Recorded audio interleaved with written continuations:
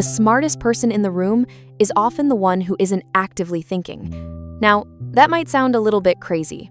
We're always told to think harder, analyze more, and use our brains.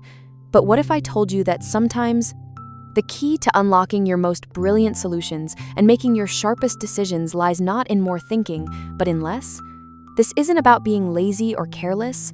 It's about understanding the incredible power of your mind's off switch. So, how can stepping back from a problem actually lead to a breakthrough? Let's dive into the fascinating psychology behind why thinking less can sometimes make you smarter. First up, let's talk about the enemy of clarity: overthinking. We've all been there. You have a big decision to make, and you analyze it from every possible angle.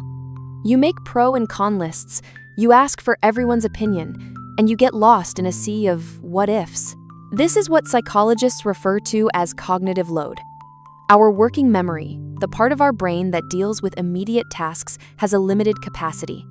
When we overload it with too much information and endless loops of analysis, its performance plummets. High cognitive load can seriously mess with our ability to make good decisions. When our brains are stretched too thin, we're more likely to make mistakes and miss important information. It's like trying to run a dozen complex programs on a basic laptop.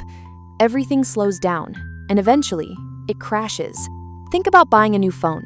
You could spend weeks comparing every single feature, reading hundreds of reviews, and watching hours of video comparisons. By the end, you're so overwhelmed with data that you can't even remember what you were looking for in the first place. This is cognitive overload in action. You're so busy thinking that you're no longer effective. Here's a powerful thought. Overthinking is the art of creating problems that weren't even there. It's when our powerful analytical minds turn against us, creating a fog of complexity that clouds our judgment. So, if overthinking is the problem, what's the solution? This brings us to our second point: the power of heuristics. Heuristics are essentially mental shortcuts that our brains use to make decisions quickly and efficiently. They're like rules of thumb that help us navigate the world without having to consciously analyze every single piece of information. Now, you might think that shortcuts lead to bad decisions, and sometimes they can, but often they are incredibly effective. Because our brains have stored a vast amount of information from our past experiences, these intuitive leaps are often surprisingly accurate. When you get a gut feeling about something, that's your brain using heuristics.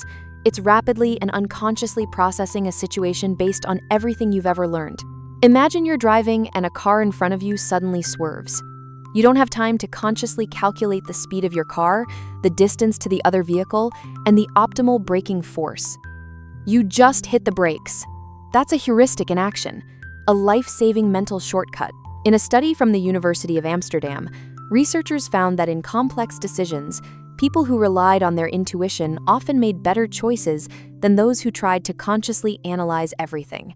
This is because our unconscious mind can process vast amounts of information in parallel, something our conscious mind struggles with. So, that gut feeling isn't just a random emotion. It's your brain's powerful, super-fast processor at work. A phrase to remember is, your first instinct is often your most honest one. This doesn't mean you should never think critically, but it's a reminder to give your intuitive hunches the respect they deserve. This leads us to our third and perhaps most fascinating point: the incubation effect.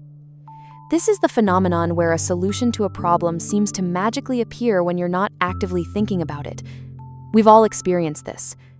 You're stuck on a difficult problem at work, you just can't seem to find the answer. You decide to take a break, go for a walk, take a shower, or work on something else entirely. And then, out of nowhere, the solution pops into your head. This isn't magic. It's your brain working in the background. The process generally has 3 stages: a pre-incubation phase where you're actively trying to solve the problem and get stuck, an incubation phase where you take a break, and a post-incubation phase where you return to the problem and often have a breakthrough. When you consciously focus on a problem for too long, you can get stuck in a certain way of thinking. This is called fixation. Taking a break allows your mind to release these rigid thought patterns. While your conscious mind is resting, your unconscious mind is still at work, making new connections and exploring different possibilities. Think of the famous story of Archimedes. He was struggling with the problem of how to measure the volume of an irregularly shaped crown. He couldn't figure it out. But when he got into his bathtub and saw the water level rise, he had his Eureka moment. The solution came to him when he wasn't actively trying to solve the problem. This is a classic example of the incubation effect. Taking a break from a cognitively demanding task can actually boost your creativity and problem-solving abilities. Here's a powerful quote to consider. "The mind is like a muscle. It needs rest to grow stronger. Constantly pushing your brain without giving it time to recover is counterproductive." So, what does this all mean for us in our daily lives? It means we need to rethink our relationship with thinking. We live in a culture that often glorifies being busy and constantly on. But the reality is, our brains are not designed to work that way.